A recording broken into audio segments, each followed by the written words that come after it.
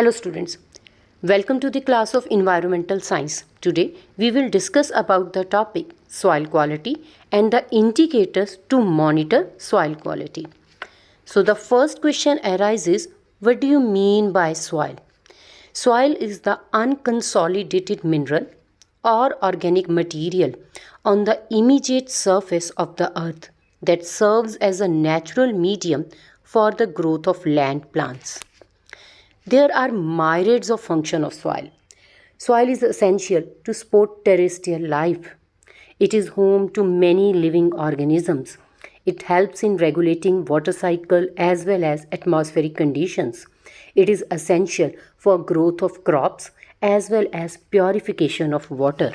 Urbanization, heavy industrialization have led to destruction of soil, which causes soil pollution. So, there are different causes of soil pollution, which are seepage from landfill, discharge of industrial waste into the soil, percolation of contaminated water into the soil, rupture of underground storage tanks, excess application of pesticides, herbicides or fertilizers, solid waste seepage, deforestation and soil erosion.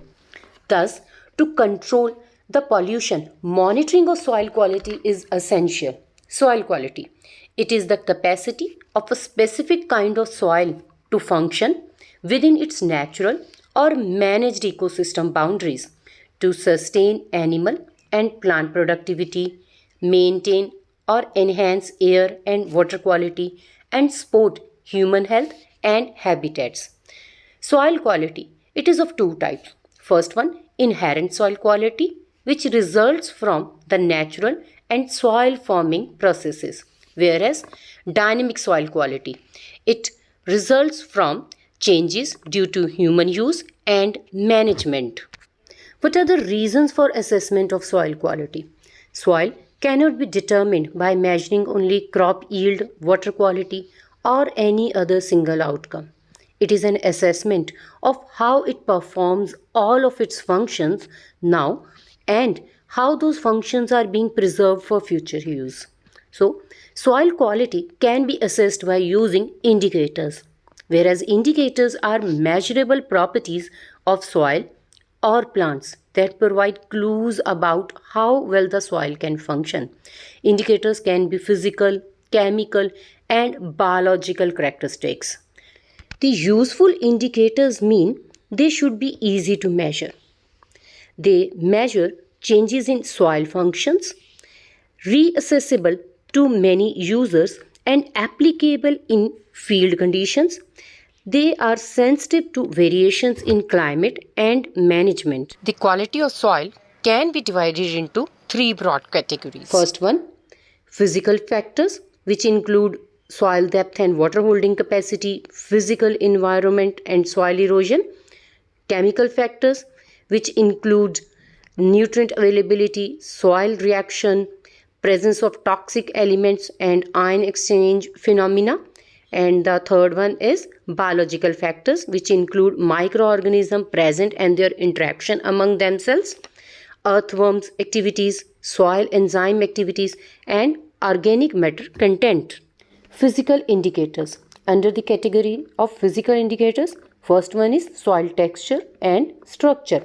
Soil texture represent physical structure of soil formed due to size, proportion, and arrangement of its constituents. Soil texture can be determined by touching the soil between fingers. Soil texture varies with soil depth.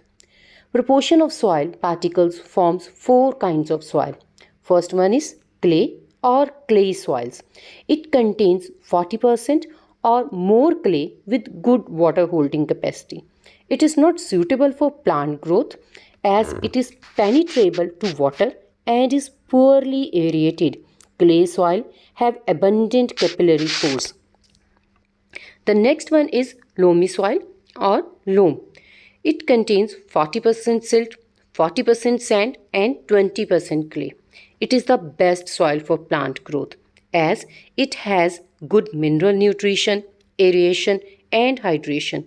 It is well aerated with good water retaining capacity and sufficient inorganic salts. Third one is sand or sandy soil. It contains 85% sand and 15% clay.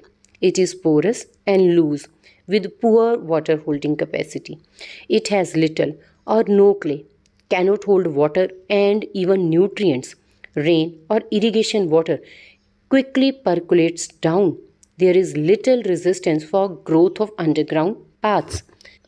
The fourth one is silt or silt soils. It contains 90% silt and 10% sand. It has good soil porosity and water holding capacity, but poor in nutrient supply. The next factor is soil porosity. Soil porosity is the percentage of soil that is pore space or voids.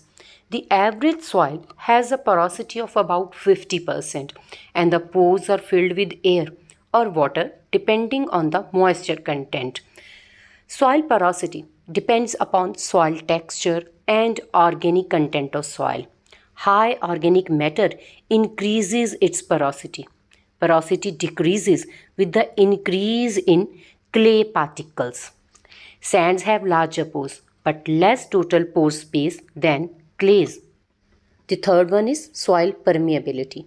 Soil permeability is the ease with which air, water, or plant roots penetrate or pass through soil. Soils with large pores that are connected are more permeable. Rainwater soaks in readily and moves down through the soil profile. Clay soils can have greater total porosity than sand and still be less permeable than sand since the pores are very small. Soil aggregation, which means the binding together of soil particles. Stability of aggregates enable rapid infiltration, rapid percolation, well-drained, well-aerated soil which cannot retain sufficient water. The next factor is soil temperature. Soil temperature is affected by color, texture, altitude, slope, water content, vegetation cover, and climate. Soil temperature affects many physico-chemical and biological processes in soil. Germination of seeds, root growth, and microbial activity in soil is greatly affected by soil temperature. Soil air. It is essential for roots and soil organisms. In a good soil, 25% of total volume of soil is filled with air. Soil air is generally rich in carbon dioxide but with poor oxygen content. 5 to 10% of oxygen is essential for root respiration. Water absorption occurs in roots only when oxygen concentration is more than 10%. Reduced oxygen content kills aerobes. Materialization is impaired with reducing environment producing toxic compounds. The next indicator is chemical indicators. It includes soil moisture, soil pH and soil salinity. Soil moisture. Soil moisture is also known as soil water. Soil moisture is derived from rain or by irrigation. A part of this water which flows away is called runaway water, whereas the part of it which percolates is known as gravitational water. The pH of the soil is governed by growth of plants, type of soil microorganisms, and stability of different minerals.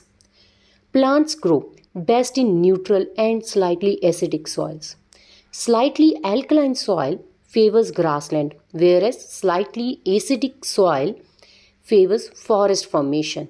Saline soils are usually barren. The next indicator is soil salinity, which can be measured by making soil solution in water in the ratio 1:5. Soil salinity affects the physical properties of soil by causing fine particles to bind together into aggregates. It is beneficial in terms of soil aeration, root penetration, and root growth. Biological indicators consist of animal and microbial population, organic matter, nitrogen mineralization, and soil respiration. Animal and microbial population is further divided into microfauna and macrofauna. Microfauna includes soil microflora, algae, fungi, bacteria, protozoans, algal components like nostocs, whereas macrofauna includes animals like rabbit, rats, and moles which live partially or wholly inside the soil. Some of these microbes improve soil texture, break organic matter, and recycle nutrients. Soil health is estimated by soil microbial fauna, which regulate organic and inorganic nutrient condition of soil. Organic matter.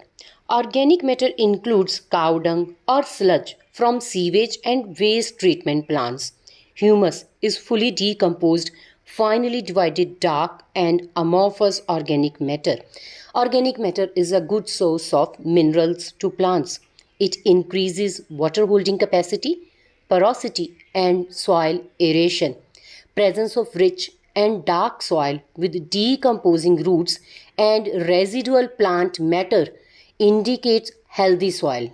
Nitrogen mineralization is breakdown of non-available form of nitrogen to convertible, usable forms by microbial activity. Humus acts as reservoir of nutrients. So, mineralization is release of inorganic substances like water, carbon dioxide, and other nutrients in the soil.